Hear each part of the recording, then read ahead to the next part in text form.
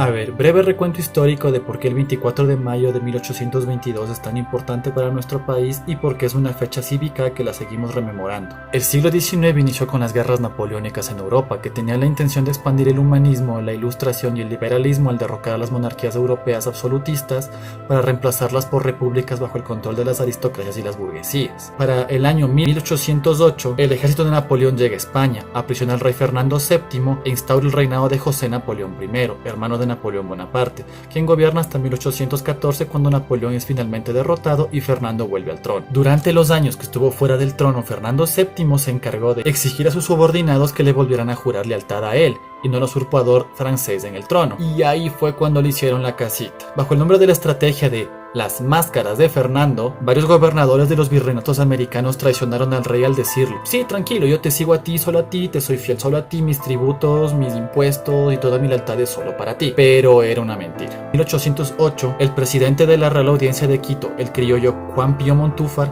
jura lealtad al rey, pero a su vez crea la primera junta de gobierno con él a la cabeza, rodeado de sus amigos. Las fuerzas del rey apresaron y asesinaron a los rebeldes y ahí acabó la cosa por el momento, pero las ganas de revolución independentista las seguían teniendo. Un par de años después, y ahora contando con el apoyo estratégico, económico y militar de potencias enemigas a la corona española, que eran en ese momento Reino Unido, Francia y Estados Unidos, ahora sí se podía dar el proceso de independencia de las colonias americanas lideradas por el criollo Simón Bolívar. Empieza el combate, bataza por aquí, bataza por acá, y llegamos al 24 de mayo de 1822, donde las tropas realistas comandadas por el mariscal Melchor de Aymerich combaten contra el ejército rebelde comandado por Antonio José de Sucre en las laderas del Pichincha, terminando con una victoria para los independentistas. A ver, la batalla de Pichincha, a la que incluso se le hace referencia en nuestro himno nacional,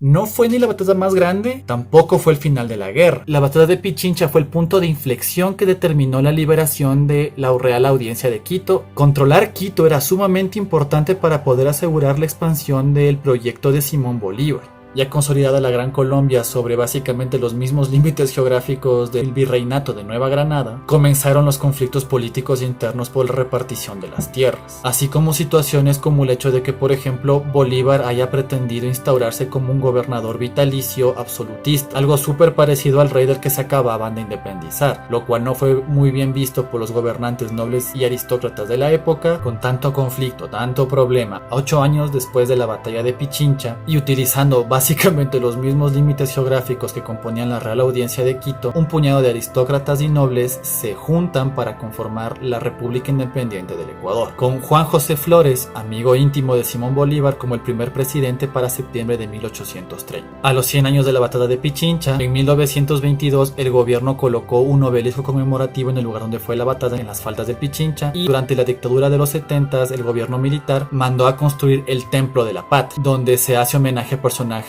patrióticos nacionales como Simón Bolívar, Juan José Flores, Antonio José de Sucre, Abdón Calderón y al soldado desconocido.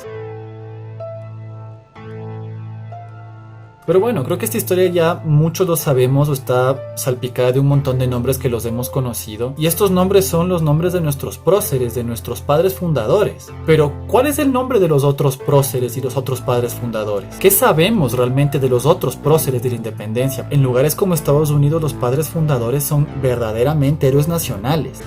Founding Fathers. Los ven y los tratan como tal. Se los considera ejemplos de lucha, de liderazgo, de fuerza, de sabiduría, y además son esos quienes establecieron las estructuras, los principios, los ideales, los valores y las metas que conforman actualmente la identidad norteamericana. Y además muchos de ellos se inmortalizaron cuando después se convirtieron en presidentes de los Estados Unidos. Personajes como George Washington, John Adams, Thomas Jefferson, James Madison, James Monroe, John Quincy Adams, Andrew Jackson, son solo algunos de los próceres de la independencia norteamericana que, al igual que Bolívar, Sucre, lucharon a muerte contra las fuerzas monárquicas extranjeras para establecer la independencia y la libertad de su nación, y después gobernaron esa nación. Muy parecido a lo que pasó en Ecuador. Por si no los conocían, les presento a los padres fundadores del Ecuador. Estos nombres salen al final de la Constitución ecuatoriana de 1830, en la que se establece el Ecuador como una república independiente. Y esas fueron las personas, literalmente eran el puñado de personas con las que se reunió el presidente Juan José Flores a proponerles formar un país por ellos mismos y aceptaron.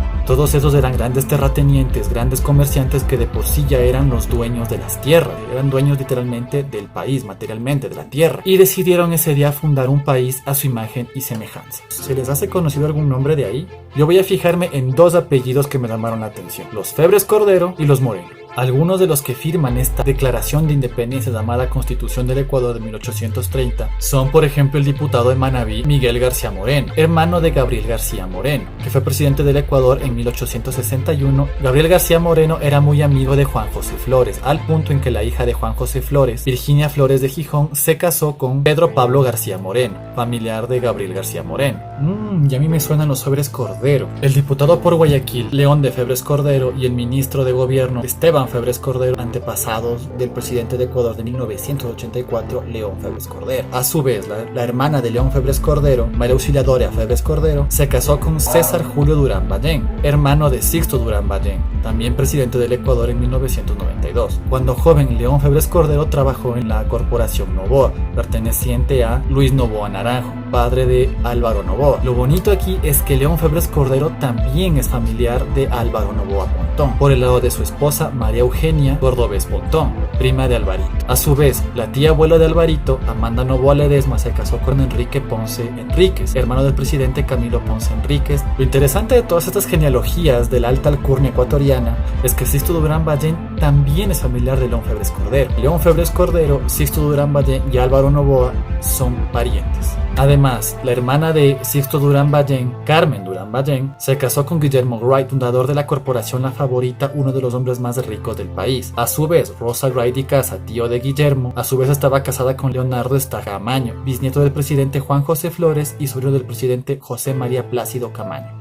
Dentro de todo esto, vale resaltar además que tanto Sixto Durán Ballén, Camilo Ponce Enríquez, Álvaro Novoa y León Febres Cordero fueron en su momento miembros del Partido Social Cristiano de Guayaquil. Algunos de ellos fueron sus fundadores. La hija de León Febres Cordero, María Liliana Febres Cordero, se casó con Gonzalo Dazum, quien se separó de ella y posteriormente se casó con Giselle Nader Bucaram, pariente de Abdalá Bucaram. Abdalá Bucaram a su vez era cuñado del presidente Jaime Roldós Aguilera, quien se había casado con su hermana Marta Bucaram. Asad Bucaram, tío de Abdalá, estuvo en el mismo partido, Concentración de Fuerzas Populares, con Frank Vargas Pasos, antiguo y fiel amigo de León Febres Cordero hasta que se dio el evento llamado el Taurazo. En este mismo partido, junto a ellos estuvo el señor Servio Tulio Moreno, papá del actual presidente Lenín Moreno Garcés. ¿Han escuchado eso de que Ecuador está controlado por un puñado de familias poderosas? Pues es verdad.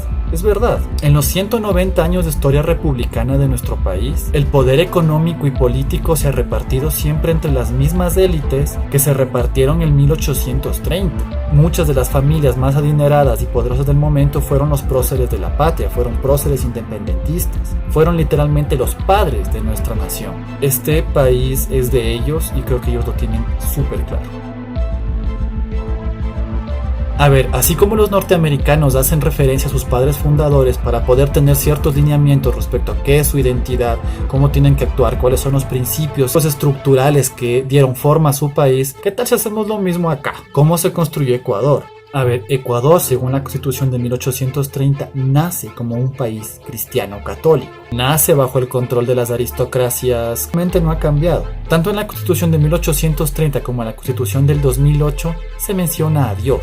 O sea, Dios sigue siendo una referencia en ambas constituciones, dejando muy en claro que seguimos siendo un país bajo el amparo de Dios. A pesar de toda la que hablemos de interculturalidad, de diversidad, de democracia, de horizontalidad y todas esas cosas, Ecuador nunca ha dejado de ser un país gobernado por las clases altas acomodadas, a pesar de que legalmente esto no esté así. Según la Constitución de 1830, para ser presidente tú debías cumplir los siguientes requisitos. Esto te discriminaría en el sentido de que no mucha gente sabía leer y escribir y mucha gente no tenía esa base económica, entonces todos tus derechos políticos y tu capacidad de ejercer tus derechos civiles se quedaba ahí. Pero uno piensa que el tiempo cambió, que tantas revoluciones, que llegó la democracia, que por aquí y por acá, y en la Constitución del Ecuador del 2008 te ponen que los requisitos para ser presidente son los siguientes. Resulta por un lado bastante extraño que según la Constitución para poder ser presidente en el Ecuador basta con cumplir una edad mínima y con haber nacido ecuatoriano, pero cuando ves históricamente quiénes han sido los presidentes de nuestro país y las características que estos tenían, nos podemos dar cuenta de ciertas cosas. Todos se declaraban cristianos, el 99.9% eran blancos o blancos blancos mestizos, tenían título universitario o en su defecto tenían algún tipo de alto mando militar y nacieron principalmente en Quito y en Guayaquil. Así que estadísticamente, si no cumples con estos requisitos, muy difícil que puedas llegar a ser presidente a pesar de que la ley te lo permita. Ecuador nació cristiano y gobernado por las clases criollas aristócratas, y esto continúa siendo así. En una parte anterior del video dije que Estados Unidos, Francia e Inglaterra ayudaron a las luchas independentistas, pero ¿a cambio de qué? ¿Qué recibieron a cambio de su ayuda? Pues esto yo lo resumiría en dos cosas: deuda externa, doctrina Monroe. Check American history. Sometimes the president will tell you, well, we are always defenders of freedom. We believe in freedom.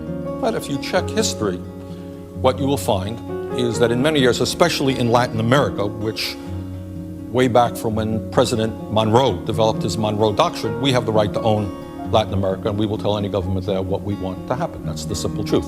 So throughout our history, we have overthrown many governments. We didn't like their form of government. A ver, la doctrina Monroe, atribuida al fundador norteamericano James Monroe, es un tratado presentado en 1823 en el que se establece que cualquier acto de intervención de las potencias europeas en América sería automáticamente considerado una agresión que requeriría la intervención de los Estados Unidos, quienes en ese momento y como parte de su herencia liberal, asumió desde ese entonces la protección de todas las repúblicas libres de América. Este tratado les pareció bien a todos los líderes independentistas como Simón Bolívar y José de San Martín, quienes aceptaron la intervención norteamericana para que les brinde protección de las potencias europeas. Esto viene de la mano de inversión extranjera, acuerdos comerciales y la intención de que Estados Unidos se convirtiera en la primera aliada comercial de las repúblicas que se estaban independizando en América Latina. Ahora, en vez de que las colonias latinoamericanas enviaran su dinero y sus recursos y le juraran lealtad económica y rutas comerciales a España, ahora hacían exactamente lo mismo pero con Estados Unidos.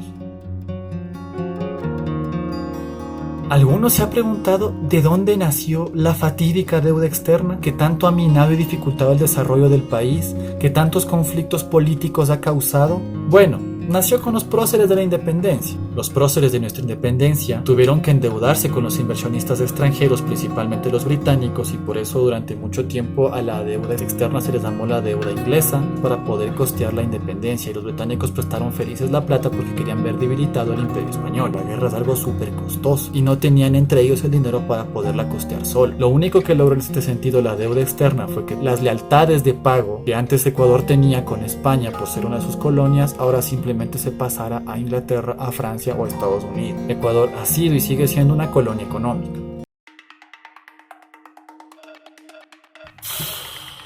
Dicen que las crisis revelan quiénes somos realmente, y la crisis del COVID-19 ha dejado súper en claro para quién gobierna el Estado ecuatoriano. Las grandes empresas, teniendo muy en claro que esas grandes empresas suelen estar en manos de los descendientes de los padres fundadores y los próceres de independencia, quienes, en vez de cobrarles los miles de millones de impuestos que deben, prefirieron pasar la carga económica de la crisis al pueblo llano. Permitieron que las grandes familias acomodadas del Ecuador incrementaran sus riquezas en detrimento de la calidad de vida de la población en general, a quienes se le cargaron de impuestos, flexibilización laboral, baja de sueldos, despidos masivos, poco o nulo acceso a educación y salud y demás. Los comunicados del gobierno piden a las personas que hagan un esfuerzo, que hagan un sacrificio, aguantar por el bien de la patria, o sea, el bienestar de los grandes empresarios, porque les cuento un secreto: ellos son la patria, ellos representan la patria. Tal como en las gestas de independencia los próceres y padres de la patria lucharon y murieron por la creación de este país, por el bienestar de esta nación, ahora esperan que la población en general haga lo mismo, que vaya y que se sacrifique por el bien de todos. Mueran todos aquellos que no pueden recibir atención médica, los que se quedan sin trabajo, los médicos que eran héroes pero ahora están siendo despedidos. Cuando todo esto pase, al igual que ocurrió con la batalla de Pichincha de 1822, el gobierno de turno dará un gran homenaje a los sacrificados en esa época, enaltecerá solamente un par de nombres de los grandes políticos, grandes empresarios que manejaron la crisis, y al pueblo simplemente le darán el mismo homenaje que al soldado desconocido, o sea, sin nombre. Sabemos que alguien se sacrificó, pero no sabemos ni siquiera los nombres, porque realmente no importan. Aquí lo que importa es poner un par de nombres que serán rememorados en un futuro, así como rememoramos ahora los nombres que estuvieron en la batalla del 24 de mayo de 1822. También se ha revelado otra cosa. Bueno, que Ecuador era una colonia ya lo sabíamos, pero lo interesante que ha revelado la crisis del COVID es que Ecuador ya no es una colonia de Estados Unidos, sino una colonia china. El gigante asiático llegó, violó y superó la doctrina Monroe al intervenir en los Estados americanos a partir de la inversión extranjera. Ahora la deuda ya no la tenemos con Estados Unidos, ni por tanto nuestros recursos no se van a ir a Estados Unidos, sino que se van a ir a China. O sea, somos de ellos ahora. Ecuador es un estado fallido y no sé si hay alguien que pudiera decir lo contrario. Somos realmente un estado fallido. Aquí las palabras democracia son un chiste. Lenín Moreno fue una gran prueba de eso. A algunos les gustó, a otros no, que traicionara a Correa, pero es que esa fue la cosa. Lenín Moreno fue escogido con un plan de gobierno y cuando le dio la gana simplemente traicionó y dio la espalda a todo eso, y no existe ni un solo mecanismo ciudadano que obliga a los presidentes a cumplir sus promesas. Por tanto, pueden literalmente prometer lo que sea que nada les obliga a cumplir. Y yo me pregunto ahora, ¿qué sentido tiene apoyar a uno u otro candidato manteniendo la polarización política que ha dividido a nuestro país si sabemos que tarde o temprano, llegue el que llegue, va a llegar a ser lo mismo que todos hacen cuando llegan a la presidencia de este país, que es dedicarse a robar, a ser unos corruptos, a mentir y hacer lo que les da la gana? Izquierdas, derechas, centros, socialistas, nacionalistas, todos gobiernos de la historia de nuestro país han sido acusados de corrupción y han sido culpables de muchas formas de corrupción. Sin embargo, nos seguimos peleando por cuál es el corrupto, por cuál sí es corrupto, por cuál es el más corrupto, o por cuál es un corrupto cuya corrupción no me agrada, o este corrupto yo sé que es corrupto pero sí me agrada y le apoyo. ¿Qué sentido tiene ya pelearnos entre nosotros cuando sabemos que los presidentes de este país no gobiernan para la población, gobiernan en función de lo que le dicen las grandes empresas, los grandes tenedores de capital, los grandes inversionistas, que son los que realmente están moviendo los hilos de poder atrás de esto? Esto realmente creo que es una llamada de atención a nosotros como ciudadanos de qué estamos haciendo con nuestra política, todo lo que está pasando ahora de los casos de corrupción, de los sobreprecios, o sea... Esto es una cosa muy personal. Yo siempre he sabido que nos gobiernan miserables, nos gobiernan personas densas, bien densas y bien feas. Pero todo lo que está saliendo últimamente de los sobreprecios en la compra de insumos médicos realmente me da a mí una perspectiva de qué tan miserables son las personas que nos gobiernan. O sea, una cosa es decir, son unos miserables que roban plata y por aquí y por acá. Sí, ok, todos roban.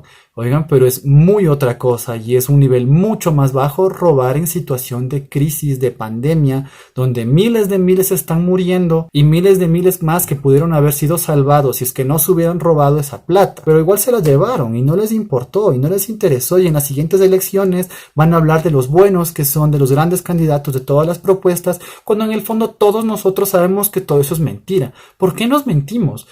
Creo que esto es un ejemplo más de posverdad. O sea, sabemos que la política y los gobiernos y la democracia es falsa, que realmente no funciona, que realmente no se cumple en nuestro país. Sin embargo, nos peleamos full por ella. O sea, ¿qué sentido tiene ya hablar de democracia cuando realmente sabemos que es un fraude? A pesar de que sabemos que pueden imponernos presidentes y dictaduras cuando se les ha dado la gana, porque la han metido cuando les ha dado la gana. El primer presidente, Juan José Flores, tuvo un golpe de estado. Con eso les digo todo, o sea, así empezó. Ecuador es un país que nació con los golpes de estado y sigue siendo así. El último golpe de estado fue el de Lucio Gutiérrez y eso fue apenas hace unos 15 años. No es que no pueda haber exactamente uno ahora, no es que no pueda haber otra nueva dictadura militar avecinándose en el horizonte. Y sin embargo, a pesar de que sabemos todo eso, a pesar de que la historia latinoamericana nos ha dejado súper en claro eso, tenemos, no sé si la ignorancia o la osadía o el desinterés o el ya que, de cada 4 años volver a pelearnos por candidatos que sabemos que cuando lleguen van a hacer lo que les dé la gana. ¿Para qué hablar de partidos políticos? ¿Para qué crear ideologías? Si Ecuador es una colonia, ojalá seamos colonia de un mejor país, porque de los países que hemos sido colonia nos ha ido mal. Tal vez con China nos vaya mejor ahora. Veamos, quién sabe. Yo ya no me molesto por ser colonia. Ecuador no tiene las capacidades para convertirse en un país autónomo en este momento, ni tal vez nunca las tenga. Así que esto es realmente un proceso de reflexión. El 24 de mayo de 1822 se festeja para que recordemos quiénes fueron los que murieron y sangraron por nuestro país, que son ahora los que nos piden a nosotros que muramos y sangremos. Para eso sirve el 24 de mayo, para hacerte acuerdo de eso, quiénes fueron los líderes y las estructuras que dieron sentido a la formación de tu nación del Ecuador, y ahora nos exigen el mismo sacrificio que ellos hicieron en su momento. Bueno, hasta aquí el video de hoy, espero que les haya gustado. Si les gustó, pónganle manito arriba y pónganle el botón suscribir para avisarles cuando saque un nuevo video. Ha sido un gusto hacer este video, nos estaremos viendo pronto. Adiós.